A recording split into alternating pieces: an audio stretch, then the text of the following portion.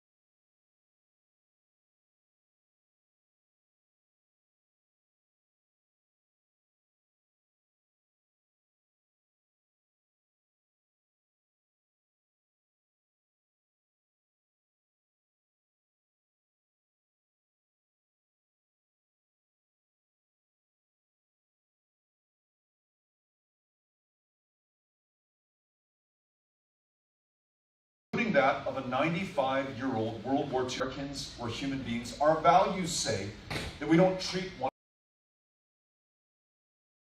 another in this way. We, as the council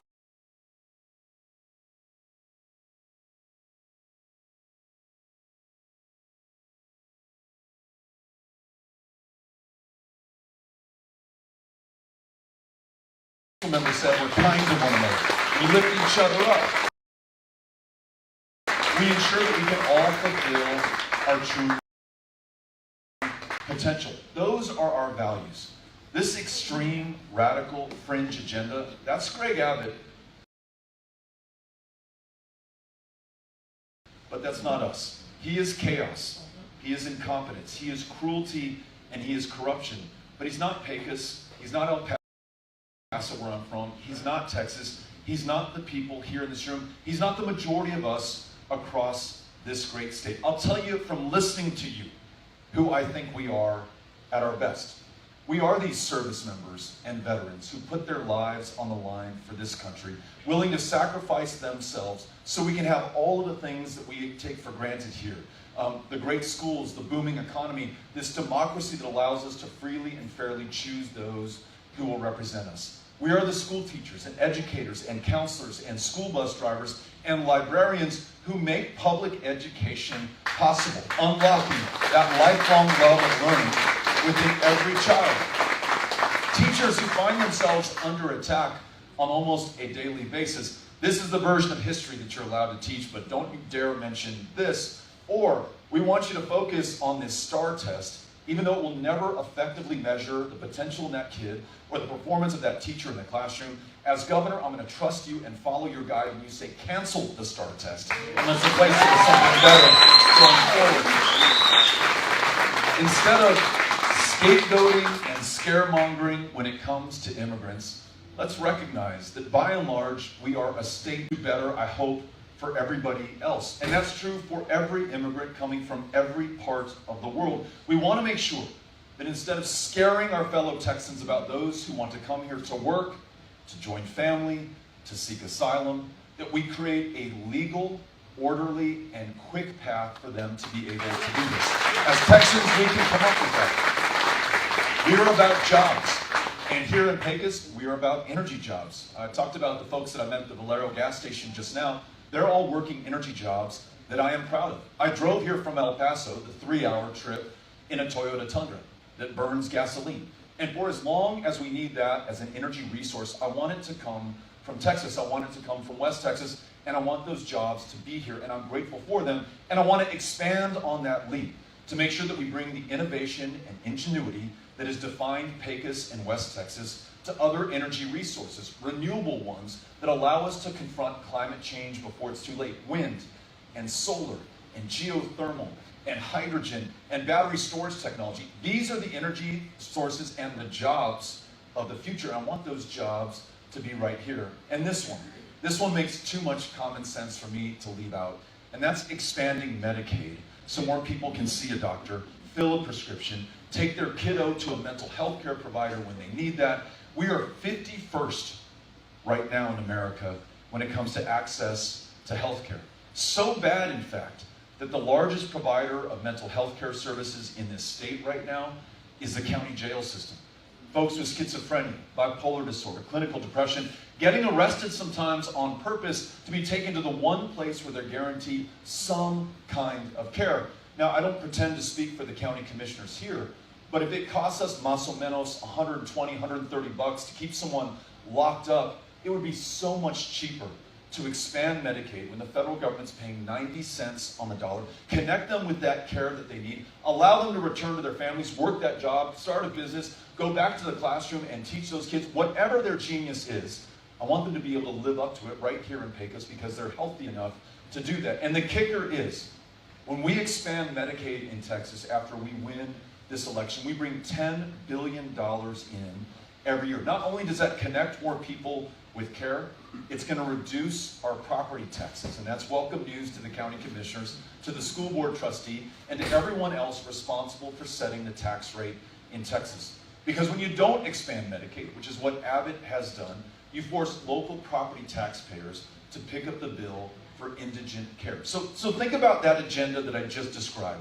It's great jobs, it's world-class schools by getting behind our public school educators and teachers, and it's expanding Medicaid so more people can see a doctor or fill a prescription or get the mental health care that they need. Find me the Republican or the Democrat or the Independent or the current non-voter who will be against any of those things. We'll allow the other side and the current governor to fight on the fringe, the culture wars, to try to scare us about one another and tell us who we're supposed to be afraid of and hate today or tomorrow.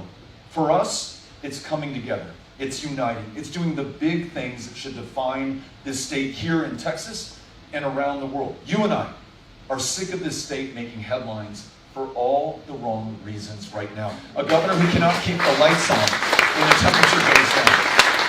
The cruelty against the families of transgender kids, this proposal to introduce a bill next session, Don't Say Gay, in the state of Texas.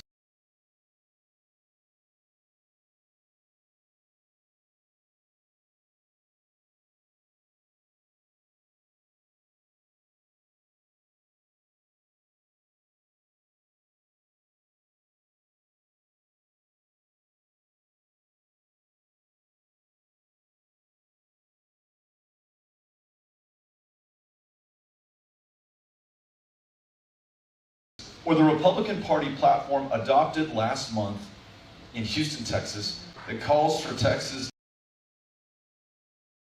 sexuality and abnormal behavior, that doesn't recognize the winner of the 2020 presidential election. Again, that is not us.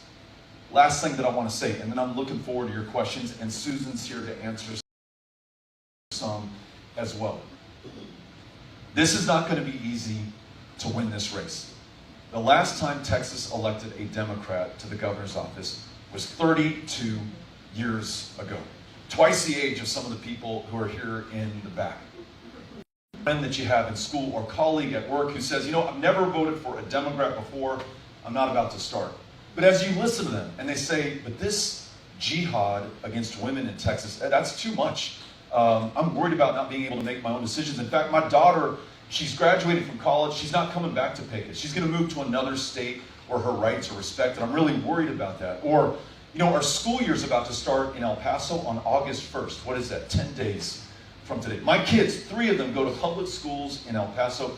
Nothing has changed post-Uvalde to ensure that they're going to be safer, as will their teachers. Your Republican brother or mother or friend may say, you know what? That's not right either. You share with them. I just listened to this guy, Beto O'Rourke. He's a Democratic nominee, and listen, I know you don't typically vote for Democrats, but he's talking about great schools, and remember, our mom is a public school educator. This guy's going to have her back. Our grandmother is a retired public school teacher, and he wants to raise the cost of living adjustment every single year. He's going to have her back as well. He's talking about the kinds of energy jobs that we want to have here in Pecos. He wants to drive down inflation, including our property taxes. This guy is speaking our language. He has our values. Y además, he showed up in Pecos, and it wasn't the first time that he was here. If you're willing to, We have folks in yellow vests who are in the back of the room. They'll meet you where you are in this room to sign you up, to knock on doors, to meet the voters who can decide the outcome of this election. That's what it's going to take. They're going to listen to you and believe what you have to say far more than they will listen to me and believe what I have to say. Someone from their own community who has their interests at heart, who's living the same experience that they are. When you show up at their door, that is more powerful than any television ad that we can put on air, any slick mailer that we could get out there, any billboard on I-20 or I-10 as you go into El Paso. It's you. And I'm going to need you if we are going to win this race. So think about that. And afterwards, after we answer these questions, and if you come up and want to take a picture, I would love that. Love it even more if you'll post that on social media and tell folks why you came out. And then I'm going to ask you to sign up to knock on doors and to meet those voters. And I promise you, this is the last thing. Lest we think that this is impossible to win this race and to do the big things that we're talking about, we as Texans have done even bigger things under greater odds before. Winning the right to vote for communities of color in this state, where it was illegal if you were black, and then illegal in many parts of Texas if you were Mexican American to cast a ballot in the 1920s, the 1930s, and the start of the 1940s. That right to vote was won by our fellow Texans.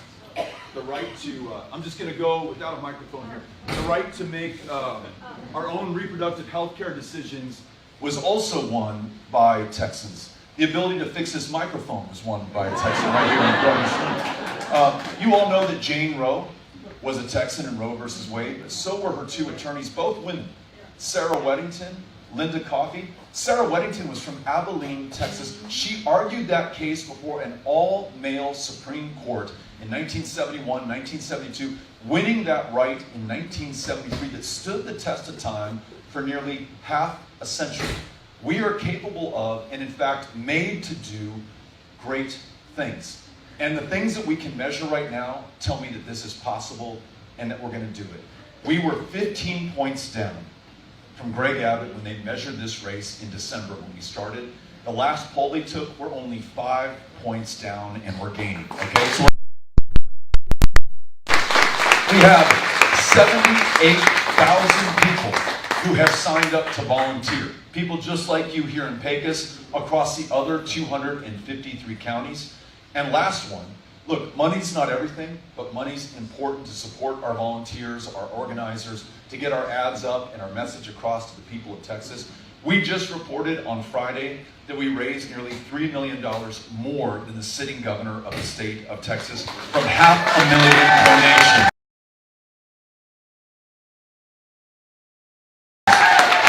So thank you all for making this possible. Thanks for being out here with us today. Susan and I are really happy to answer your questions. If you have something for the agricultural commissioner, if you have something for the governor, we're here to answer your questions and also to hear what's on your mind. Cynthia Cano, who's in the, is that pink or orange or a combination? Salmon, someone is saying. In the salmon-colored shirt, she's got another microphone and she will bring it to you. We are all ears. We want to hear what's on your mind. We're going to try to get as many people into the conversation as possible. I'll try to keep my answers as brief as possible to allow us to do that. If you have your hand, if you have a question, raise your hand. I will come to you. My question is, well, two questions. First, if you have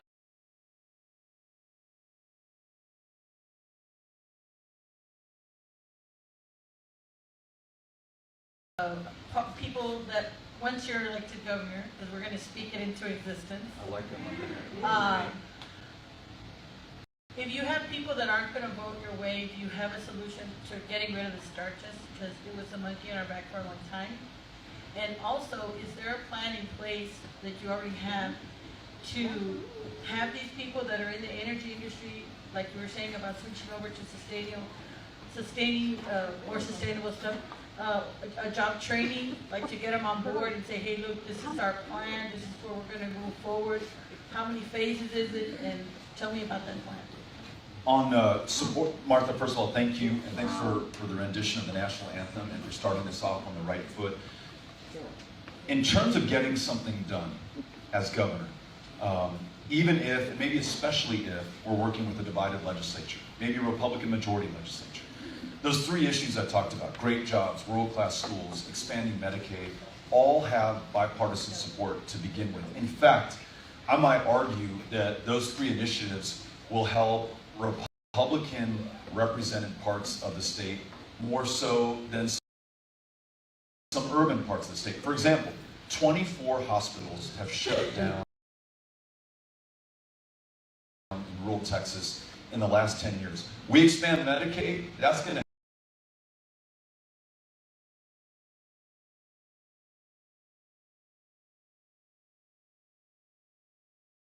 help those Republican represented areas, maybe even more than it's going to help El Paso or Houston or Austin or other parts of the state represented by Democrats. It's hard for me to find a more universal issue in this state. We all love our teachers. We benefited from them. I can name the teacher who changed my life forever in the 6th grade at Mesita Elementary.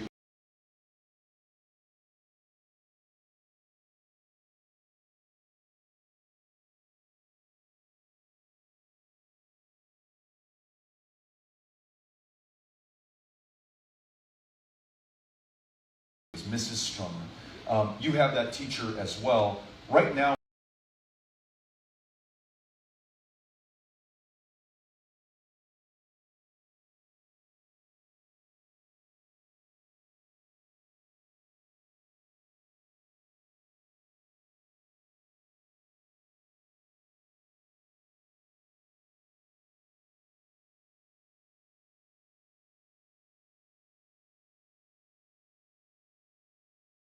we have a governor who's attacking those teachers, who's defunding public education. He wants to take money from your schools and turn them over to private schools in the form of vouchers. Maybe agriculture, and I'll take this area as an example. I don't know why the Pecos cantaloupe is disappearing. I think part of it is lack of labor, because we aren't letting immigrants in. It's also changes in the environment, and it's also the pressure from the oil industry. It's not just about job training, though. It's also about chances to start businesses. And I'll give you an example. And one thing that the Republican leadership is doing that's driving me nuts is we're leaving a lot of opportunity, a lot of dollars, is to look for those opportunities, bring those federal dollars back for rural.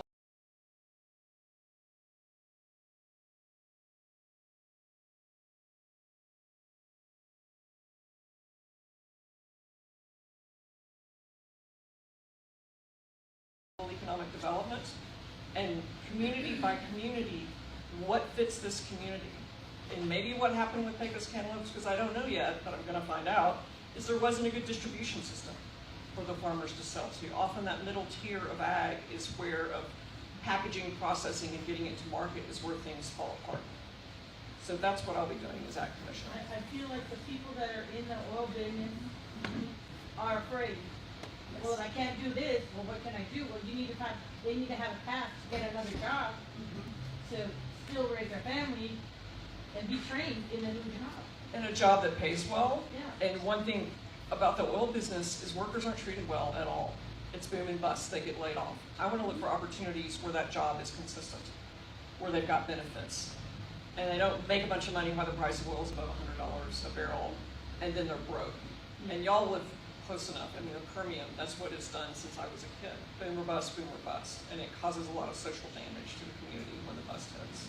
So how do we smooth out our rural economies so they're not dependent on one thing or another, and people can make better choices about where they work and have choices about where they work? And I want to make clear also that for the near term at least, and maybe for the foreseeable future, we're still going to have a need for oil and gas. And for as long as we do, we want those jobs to be right here. But to Susan's point, we want the people who are working those jobs, who are securing our energy independence and producing this extraordinary advantage for our country, to be treated with the respect that they've earned and that they deserve. And I think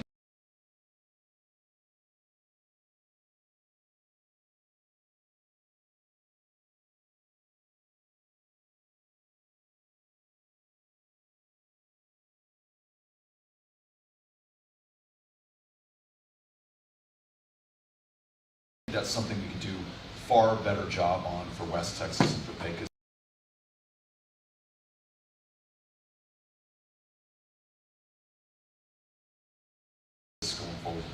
asking. Ms. Connell.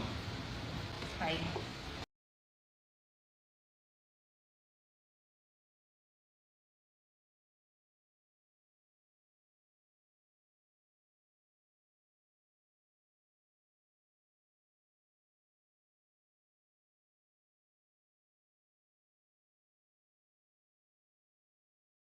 Can you hear me?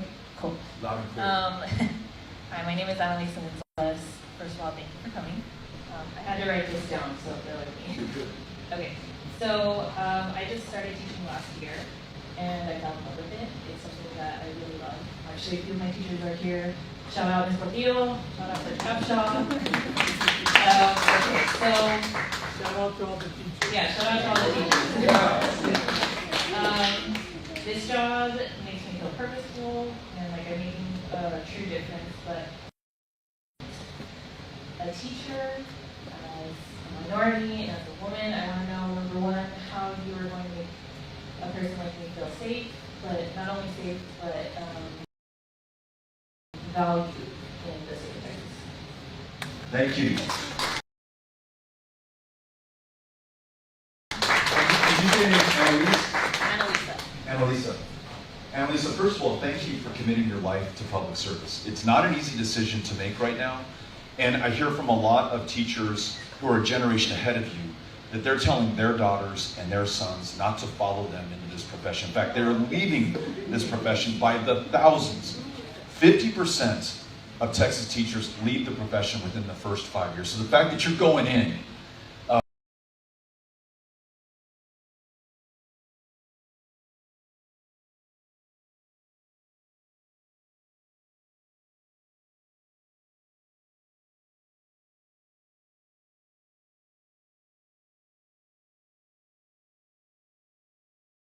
is really impressive to me and makes you my hero. And for that reason, I want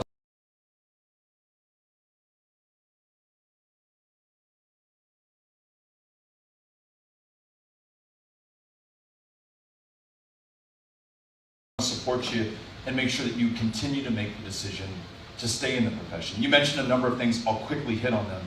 You know, I mentioned canceling it earlier. That idea crystallized for me when I was in Laredo, Texas, a different part of the state, listening to a 6th grade middle school teacher.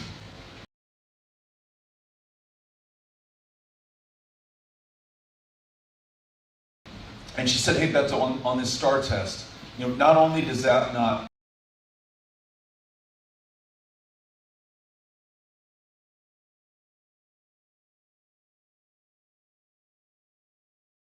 measure what I think the state wants to be measuring or should be measuring.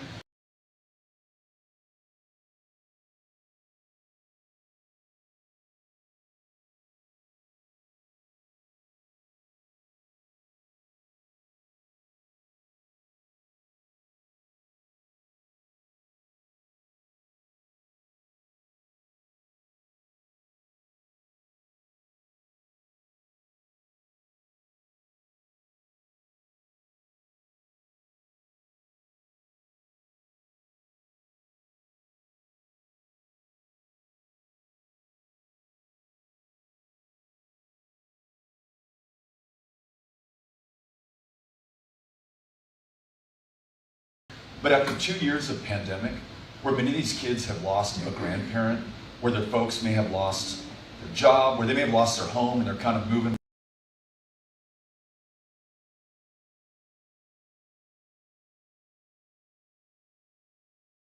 from one minute teacher in that classroom that they can count on day in, day out. They need you. So canceling that STAR test and replacing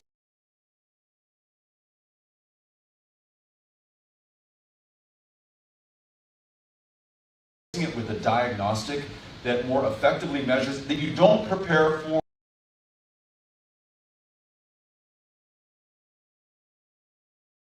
that your ranking or pay or performance is not going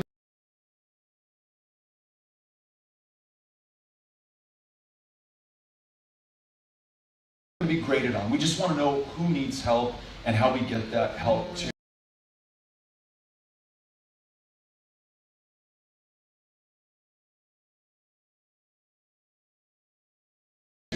Maybe that's conducted a couple of times over the course of the year, non-intrusive.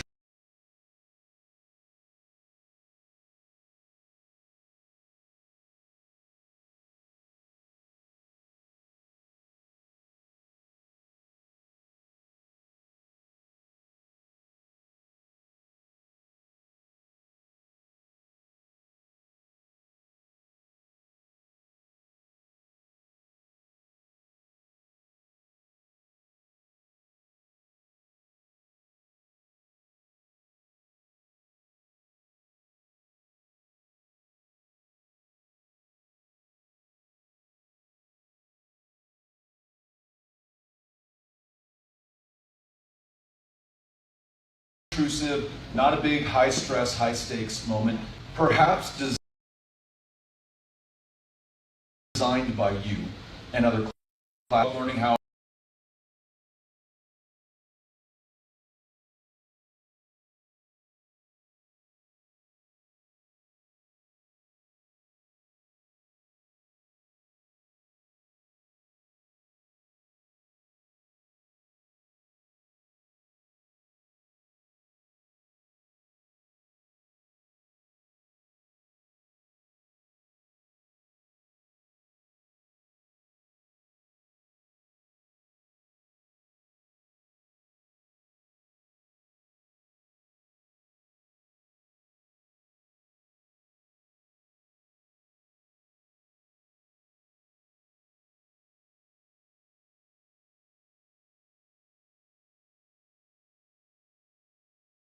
we taught our kids that same responsibility. We expect it from one another. Having an 18-year-old go into a gun shop and buy not one but two AR-15s and hundreds of rounds of ammunition, after he's been talking about things that he might want to do and referred to by his friends as a school shooter, it is begging for a red flag law that would allow us to intervene before it's too late. It's begging. So my question to you is, what can the seniors be looking for in the future? Manuel, thank you for your service to this country, and especially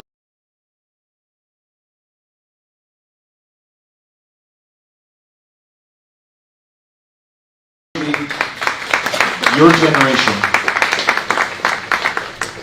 I think one of the great generations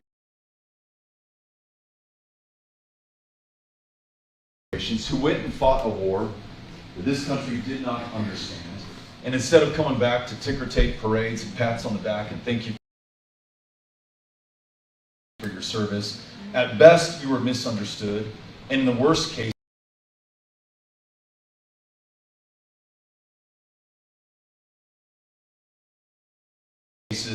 your service was dishonored by your fellow Americans, and yet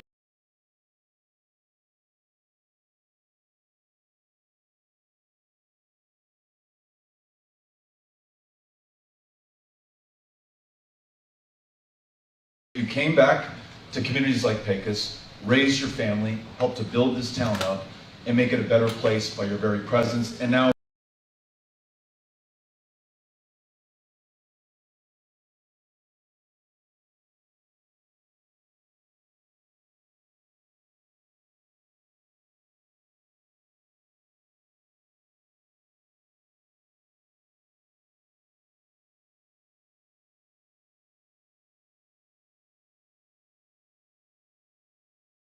as a veteran, you're advocating for others. Here are a couple of things that we can do.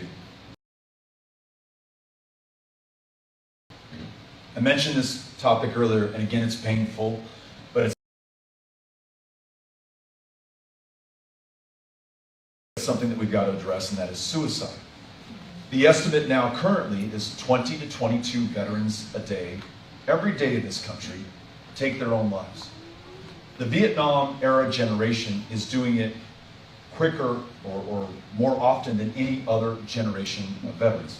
So as governor, I'm going to work with Susan and other statewide leaders, what we're doing right now possible, your generation and the generation that preceded you. We're going to make sure that we reduce costs in the state of Texas. Your electricity bills have gone up on average $45 a month every single month since the power grid failed in this state. They passed the buck onto you and onto me as ratepayers. We're going to return more of that money to you and lower your utility bills. Your property taxes have gone up $20 billion over the last 7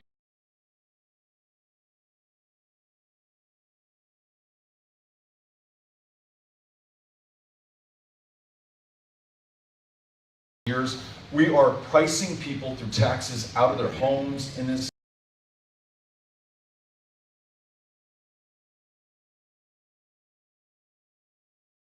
state. We're going to reduce those property taxes as well by making sure the state lifts more of that burden. So thank you for being here. Thank you for your service. Thanks for the question.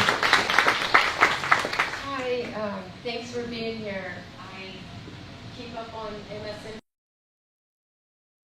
take notes, and I try to talk to people, and there's a lot of people that are so ignorant and stuck in their ways, and just easy just to go with the macho person, you know what I'm talking about, and all their politics, no matter what they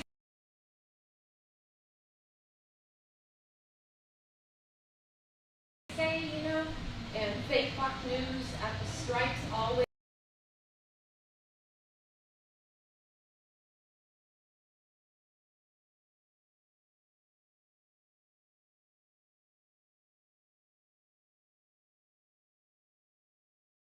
In Worsauken that was, you know, I wish they would change the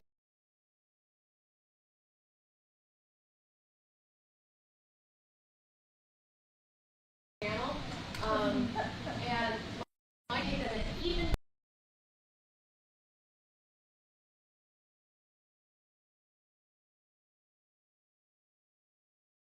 my workers, everything, believe, oh, I don't do politics. And the right and the left are just the same.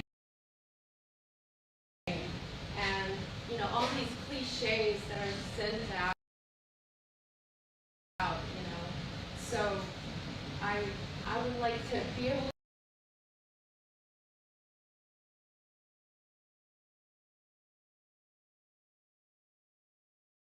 to talk to somebody and know what to say for them to listen.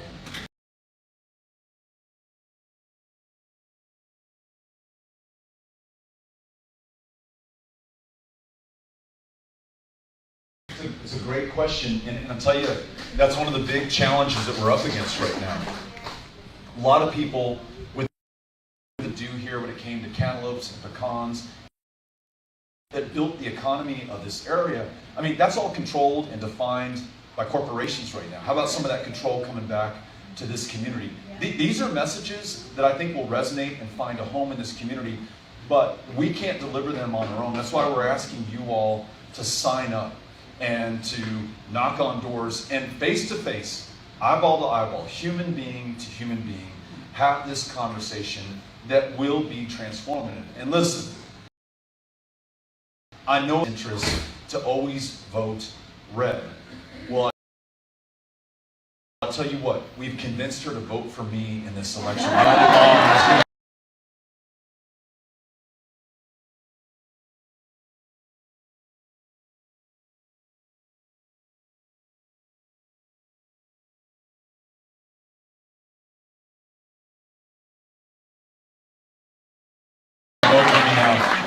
But it's because of these values. So let's make sure that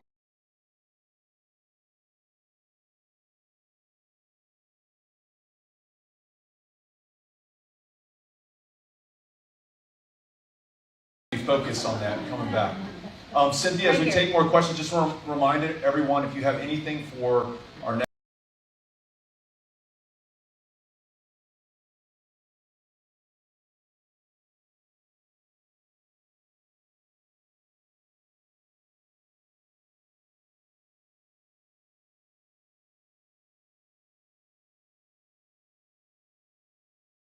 next answer your questions that might fall within the purview of her office. Hi, my name is Austin. I'm a pretty big advocate for, and I've marched for defunding the police and police reform. I was wondering if you have any thoughts on any of that, especially when, with Uvalde, for instance, we had nearly 400 civil servants show up and do nothing for those kids. Thank you for the question. Safety in our communities and hold all of us to a higher standard. Our governor, I don't know if you all saw this, when he was signing the bill that outlaws abortion in the state of Texas, a reporter reminded him that there's no exception for rape. And the governor said, we're going to eliminate rape in the state of Texas. Not only has he failed to eliminate it, we have more rapes in the state of Texas than in any other state in the union. We have thousands of untested rape kits on the shelves at state offices.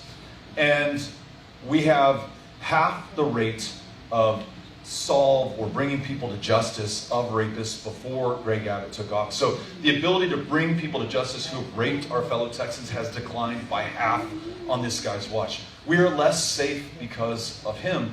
And when he turned his back on law enforcement and signed permitless carry into law that allows anyone to carry that firearm without a background check, without any vetting or training whatsoever, more cops have now been gunned down in the state of Texas than any other state in this country. So we have to do better on making sure that we are safer in our communities. As governor, I'm going to focus that. It comes with funding, but it also comes, to your point, with accountability. I'm going to make sure that we have both, and that ultimately safety is what we can all agree on, guarantee, and expect for ourselves and our family here in this state. Thanks for asking the question.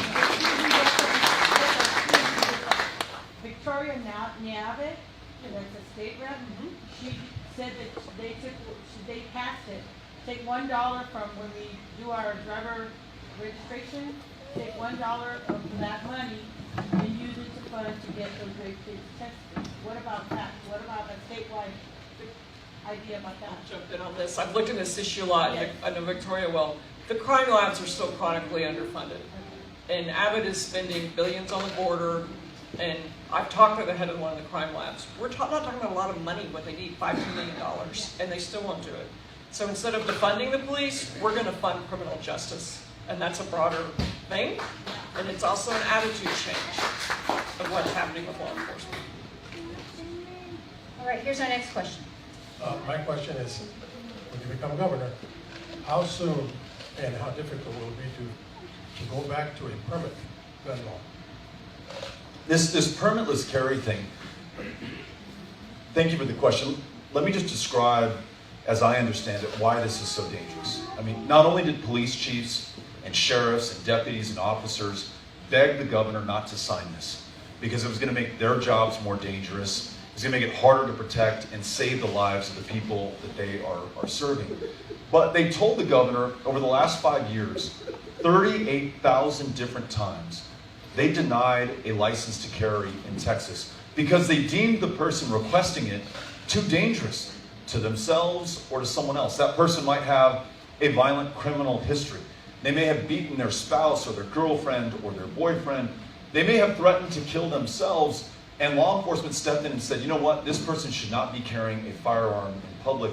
With permitless carry, all 38,000 of those folks could possibly be carrying loaded guns on our streets right now. We're none the wiser, we're none the safer. And then think about this, the tens of thousands of people who never applied for a permit to carry because they knew they would never pass the background check, they don't have to worry about that anymore. So this is why it's so dangerous, and this is why permitless carry is opposed, not just by me, not just by you, but a majority of our fellow Texans. These are gun owners and non-gun owners alike, Democrats, Republicans, independents. So in answer to your question, I know that we sit down at the table with Democratic and Republican legislators in the House and the Senate. We're going to be able to find some consensus on this issue, not only because it's the right thing to do, but because they're going to feel some public pressure from their own districts. And if you were to administer truth serum to every member of the legislature, their number one priority, more than anything else, is getting reelected. And if they feel that that is threatened by taking a position that is deeply unpopular, I promise you they're going to come to their senses and do the right thing. Thanks for asking. Appreciate it. First of all, I want to welcome you back to Pecos. And this is kind of just not really a question, but it's a response to the woman in the back. I'm a teacher, Alexis Foster, 23 years. I'm a native Texan. My family's lived in this state for many, many, many, many years. I appreciate that you're coming here not to divide, but to unite and to have common sense answers to complicated questions. I think what it comes down to is it's not about debating or arguing with people with a difference of opinion. It's your attitude, it is your personality, it's the way that you approach it. And the way I approach it, especially with my friends that are of differing political beliefs, is I never take it personal. We're able to sit down and have a rational, grown-up conversation. Sometimes we agree on certain matters, sometimes we don't. And it's not always about winning that argument. More importantly, it's also about listening, because everyone's word should be valued. And I hope that, especially all these young people here in the back, I know they're very passionate, but sometimes it's good to just listen. And you will find common ground, I promise you. And sometimes that will bring people more on board than anything else. And I just wanted to share that. Thank you. You know, I couldn't agree more with you about the power and value of listening. When I knock on doors, you know, very often I'll introduce myself, I'll tell the person who answered the door why I'm there, and then I just ask them a question about what's going on in their lives, what's important, and I just listen. And I find that through doing that, we have so much in common, so many areas of agreement. You know, being at this town hall, and you know, Susan and I didn't come just to rally or to speak at you, but to listen and to hear what's on your mind. I'm learning so much about what's important here in Pecos. You know, meeting people who are really inspiring to me right now. You as a teacher who's committed so much of your life to the profession, to these children, these incoming teachers who are about to do exactly the same thing at probably the toughest time to come into this profession. You know, that gives me some optimism and some faith that we're going to come through this, and that there's more that we agree on here than would otherwise divide us. So thank you for your comments.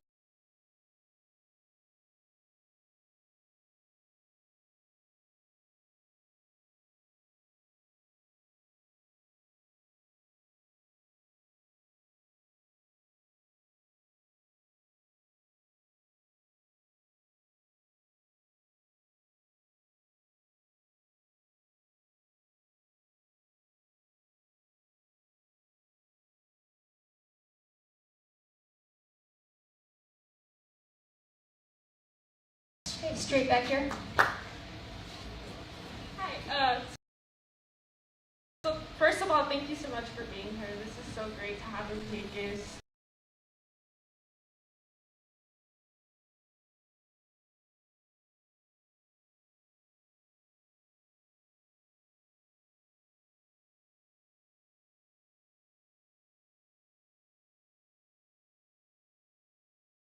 I'm just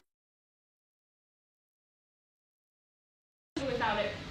So coming from a family like with a single mom, rent is high right now. How would you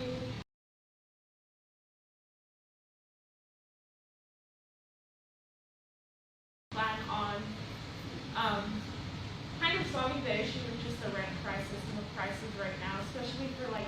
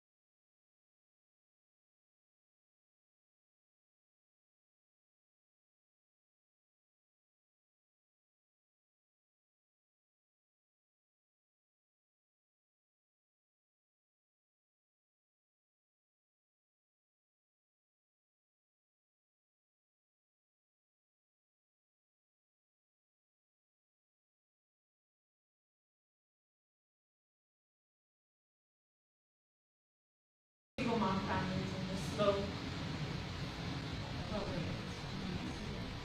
Okay, also hi, thank you for coming. I'm also on my lunch break.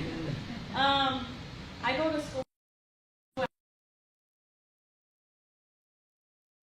For new streams of revenue in the state. We do not want an income tax, but we need to find other ways to bring revenue in. I'll give you one idea. Right now, we're one of the last states in the country to keep marijuana illegal. That means that veterans who come back from serving this country, who need help with their PTSD, they can be prescribed an opioid, to which they may become addicted, from which they may die, but it's illegal. They'll go to jail. Frozen. We raised a lot of money. A lot of that was for rental assistance to keep people from being evicted in the middle of the winter when they did not have power. From meeting all of these renters, I've learned the story that you just told me about how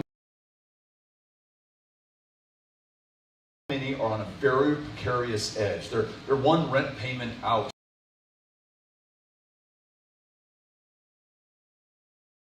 from being evicted and are trying to make ends meet in a very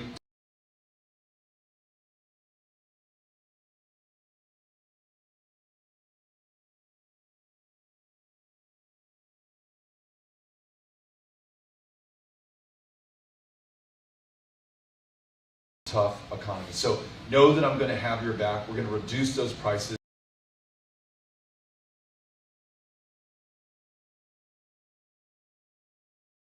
And reduce the pressure on rent payers. On this other issue of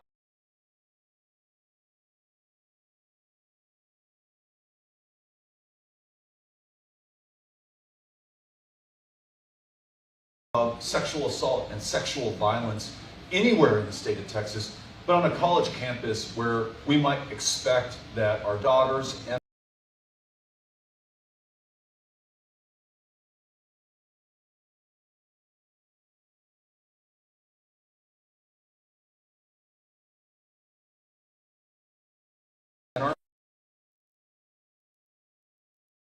where they can be focused on learning and getting ahead and doing all the great things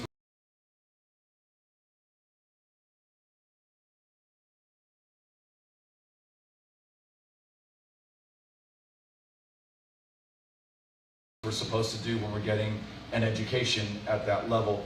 We've got to make sure that we pursue the law for anyone who violates that trust. Any man, any woman for that matter, who attacks or takes advantage of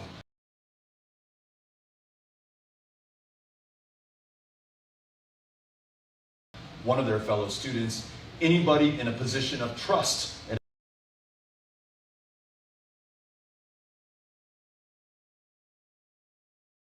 An administrator, a professor, somebody else who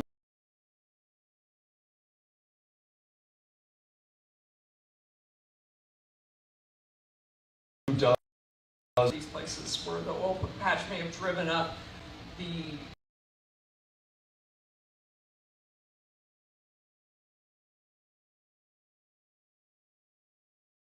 price of housing and what resource, I can pick up the phone and call Bethel or call Mike Collier.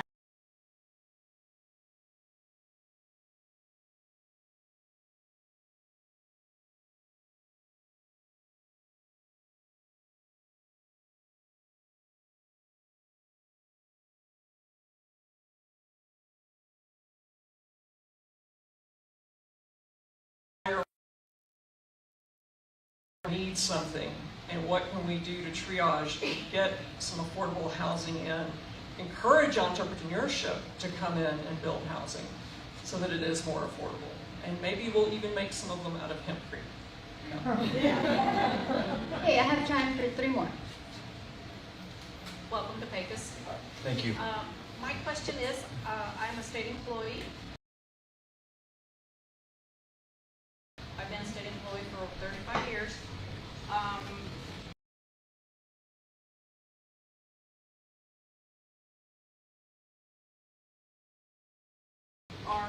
It's probably been about 15 years since a state employee got a pay raise. Now, there has been bonuses, there has been merit raises, but as a whole, no. what do you plan when you become governor?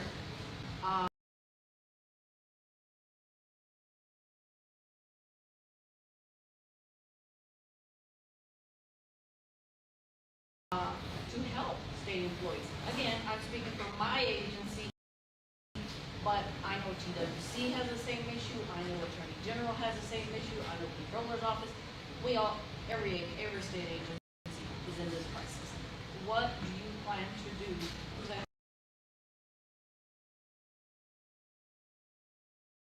to help keep and retain, get employees and retain us so that we can serve the public?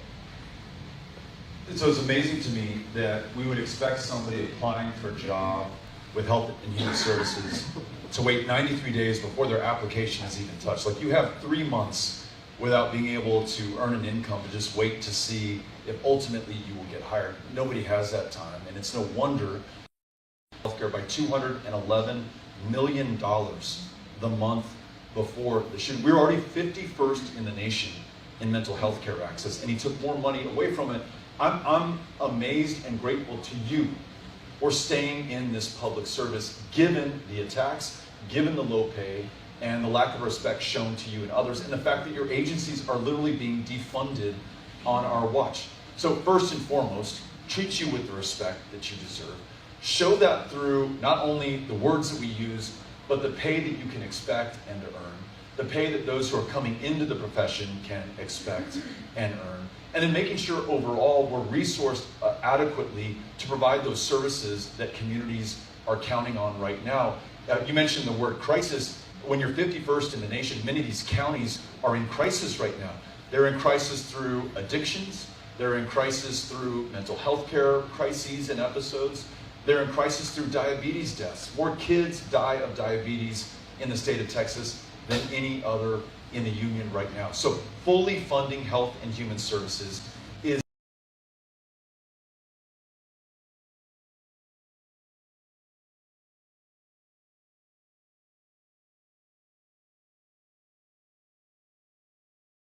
a big part of my priority. Supplementing what we can do at the state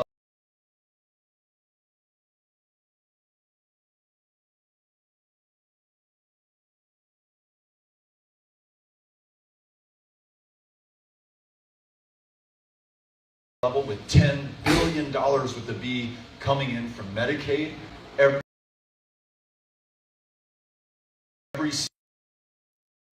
way towards doing that. And then last thing, one of the very frustrating things about our current leadership is that they treat teachers, they treat CPS caseworkers, they treat those like you who are working within Health and Human Services disrespectfully, very often attacking you, and maybe even saying that you all are part of the problem, this bureaucracy that is part of the problem.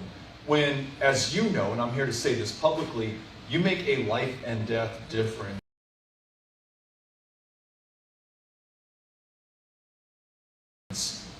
in the severance tax dollar, which a lot of it is based on the oil production is being taken elsewhere in the state, and I was wanting to see what you could do to, proportionately separate.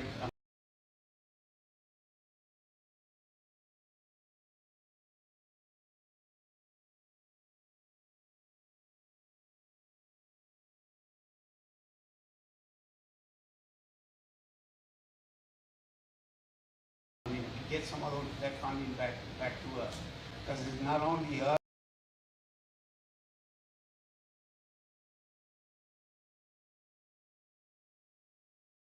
It's like Midland County, Ector County, basically all your permanent basin counties.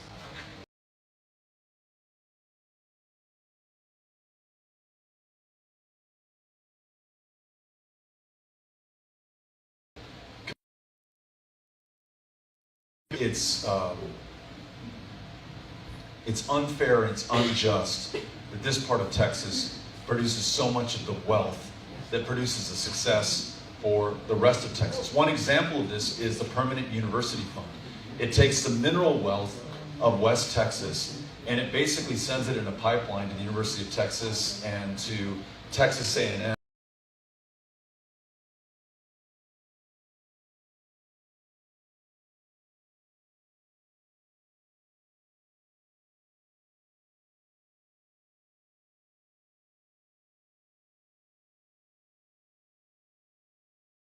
time. It doesn't go to Texas Tech. It doesn't go to our local community colleges.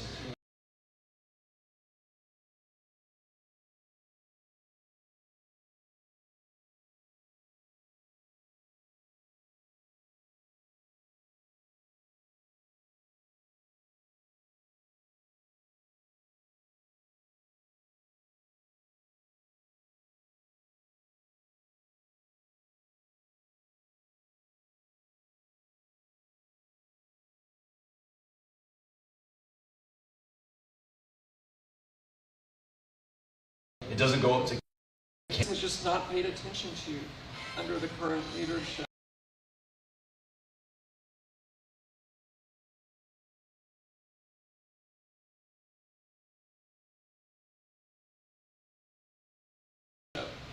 And using the resources of the agency. And with the Ag Commission, why that is important is because of the federal money for rural economic development goes to the DA, and that flows down to the Ag Commission.